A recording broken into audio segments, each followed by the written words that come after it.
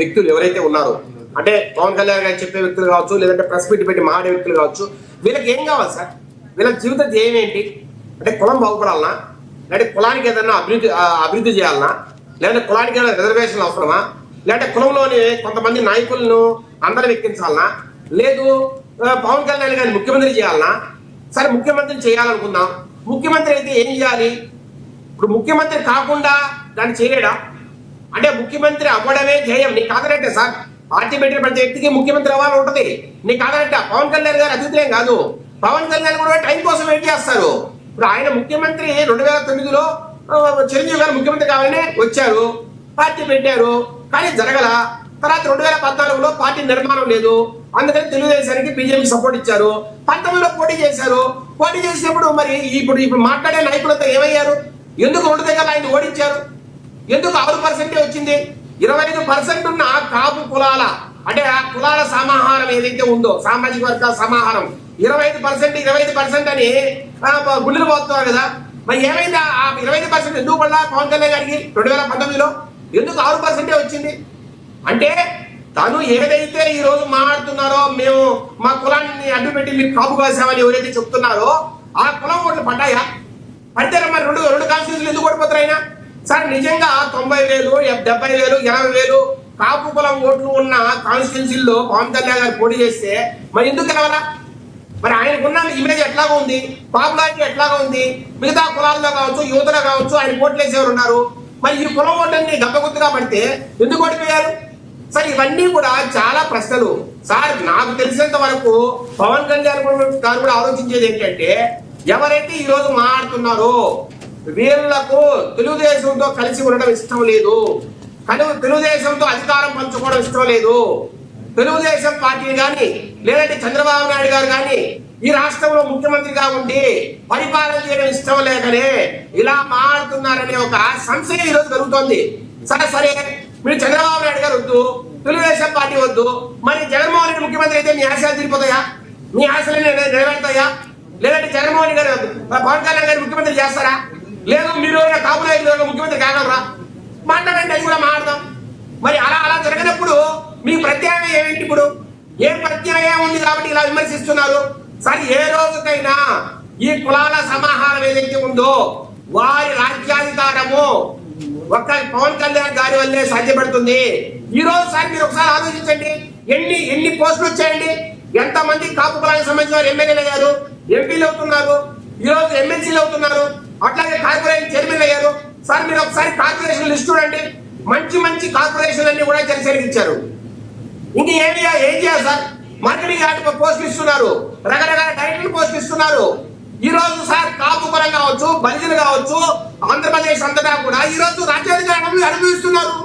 ఏ కాన్స్టిట్యూన్సీలో చూసినా వాళ్ళు ఎస్పీలతో మాట్లాడతారు, డిఎస్పీలతో మాట్లాడతారు, సిఎల్తో మాట్లాడతారు. మీరు చెప్పినవన్నీ కూడా శేఖర్ రెడ్డి గారు, విజయశేఖర్ రెడ్డి గారు, మీరు చెప్పినవన్నీ కూడా అనాది కాలంగా అన్నీ వస్తున్నాయి.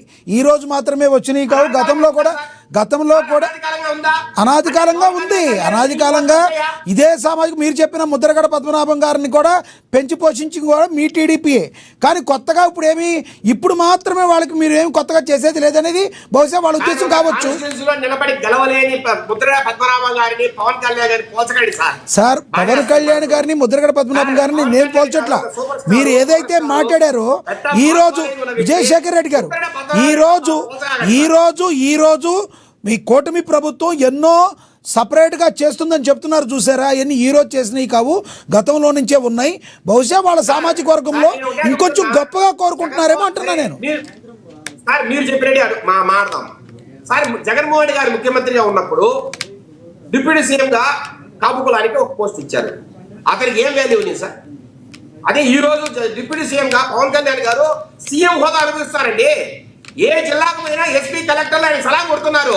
ఆయన ఏం చెప్తే ఎవరు గొప్పతనం ఉంటారు? కూటమి గొప్పతనం కాదు కదా, ఆయన చరిష్మా. అది ఆయన చరిష్మా సార్, అది ఆయన చరిష్మా. మీరు అంటున్నారు సార్ ఒకసారి అధికారంలోకి వచ్చినాక ప్రోటోకాల్ ప్రకారమే ఎవరికైనా వాల్యూ ఇస్తారు, కానీ దాంట్లో ఏం చరిష్మాలు పనిచేయదు సార్.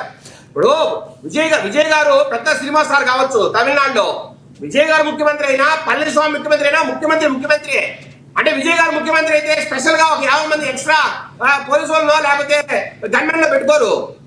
ఒక ముఖ్యమంత్రికి ఉండాల్సిన ప్రోటోకాల్ మాత్రమే ఇస్తారు. సార్ ఇక్కడ డిప్యూటీ సీఎం గా పవన్ కళ్యాణ్ గారికి ఎంత ప్రోటోకాల్ ఉందండి? ఒక సీఎం అనే పేరు తప్పితే ఆయన చెప్పితే ఏదైనా జరగకుండా ఉందా సార్? ఆయన చెప్పితే చంద్రబాబు నాయుడు కాదంటాడా? ఆయన చెప్తే లోకేష్ బాబు కాదంటాడా? సార్ ఆయన ఏది శాసిస్తే అది జరుగుతాను సార్. ఈరోజు మీరు ఆలోచించండి, ఆయన ఏదైనా ఒక కామెంట్ చేస్తే వెంటనే దాని చర్యలు ఉంటాయి. ఈరోజు రాష్ట్ర ప్రభుత్వం తరఫున ఎక్కడ లేదో చెప్పండి. నేను ఒకటే అడుగుతున్నా సార్, ఆయన ఏం కలగన్నాడు? ఈ రాష్ట్రంలో పేదరికాన్ని ప్రడదోలాలా, పేద బలహీన వర్గాలకు మంచి జరగాల, సార్ పేద ప్రాంతాలైనా ఉత్తరాంధ్రకు అట్లాగే రాయలసీమకు మేలు జరగాల. ఈ రోజు నిరుద్యోగ అవకాశాలు నిరుద్యోగులు ఎవరైతే సరే సార్, ఓకే శేఖర్ రెడ్డి గారు, ఎస్ మీరు అడిగింది వాస్తవమే శేఖర్ రెడ్డి గారు ఒక సామాజిక వర్గం ఎన్నో కళలు కనుండొచ్చు. దానిలో భాగంగా మీరు ఇంకొక మాట అన్నారు 2019 మీరే కదండి, పవన్ కళ్యాణ్ గారు కూడా మాట అన్నారు, నన్నుగానే గెలిపిస్తే రెండు సైడ్లు కూడా నేను ఎందుకు ఓడిపోయాన్ని. కేవలం కాపు కులస్తులు మాత్రమే వేసుంటే ఆ మాత్రమైన ఆయనకి ఓట్లు వచ్చిన్నాయి అనుకోవచ్చుగా. ఎందుకు కాపు కులస్తులు ఓట్లు పడలేదని పవన్ కళ్యాణ్ గారు ఫీల్ అవుతున్నారు?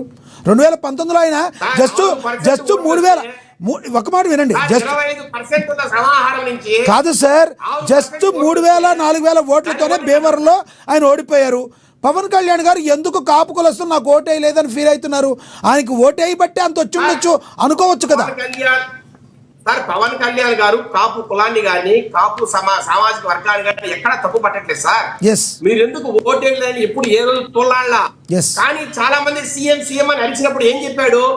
బాబు మీరు సీఎం అవ్వాలంటే మీరు ఓట్లు వేయండి అందరూ, నన్నేమో సీఎం అంటారు తీసుకెళ్లి పక్కన ఓట్లు వేస్తున్నారని బాధపడ్డారు. కరెక్ట్. ఏ రోజైనా మాట్లాడారా సార్? మాట్లాడలేదు. కాపు కులం కావచ్చు లేకపోతే మిగతా కులాలు కావచ్చు, నాకు ఓట్లు లేదు ఏ రోజు అన్నాడు ఆయన? నేను ఆ కులాన్ని నుంచి వచ్చినాడు కాబట్టి నాకు మీరు ఎందుకు ఓట్లేని అడిగారా సార్? ఒక ముఖ్యమంత్రిగా కావాల్సిన వ్యక్తి, పార్టీ పెట్టిన వ్యక్తి ఎవరు కులాన్ని అడ్డుపెట్టుకోరు సార్. కులానికి ఎవరు పరిమితం కాకూడదు. అది అయితే ప్రాబ్లం. అది ఎందుకు వీళ్ళకి అర్థం కాదు సార్? కొంతమంది కోసంగాల పేరుతో అంటున్నా రెడ్ల ఏసీ ఉందా లేదా కమ్మకు జేఏసీ ఉంటే ఎవరైనా వచ్చి బయటకు వచ్చి మాట్లాడతారా? ఏ రెడ్డి కోసం ఏ రెడ్డి సంఘ నాయకులైనా బయటకు వచ్చి ప్రెస్ మీట్ పెట్టి చూసారా మీరు? వారికి అన్యాయం జరుగుతుంది మళ్ళా అంటే రెడ్లలో ఇబ్బందులు ఉండేవారు లేరా? అన్నానికి లేని లేరా? లేదా కంపలో లేరా? ఎందుకు సార్ కొత్త లేస్తే ఉద్రేకంగా మాట్లాడేది? ఎందుకు ఒక ఇబ్బందికరమైన వారు సృష్టిస్తున్నారు సార్? ప్రతి కులంలో ఉన్న పేదరికి సమస్యలు అది 4 మంది గురించాలా? మీకు సమస్యలు ఉంటే పవన్ కళ్యాణ్ ఆఫీస్కో లేదంటే ఇంటికో రండి, 4 కోళ్ళ మీద కూర్చోండి, మాట్లాడండి. రాము గారు ఒక జేఏసీ చైర్మన్, కాపు కులానికో లేకపోతే సంబంధించిన వర్గాలు సార్ ఆయన రిపోర్ట్ చేసిండొచ్చు కూడా. మీకు ఏదైనా సమస్యలు ఉంటే వచ్చి మాట్లాడండి. అంతేకాదు మీరు ప్రెస్ మీట్లు పెట్టి మీరు సామాజిక వర్గానికి ఏం చేశారు? మీరు ఎట్లా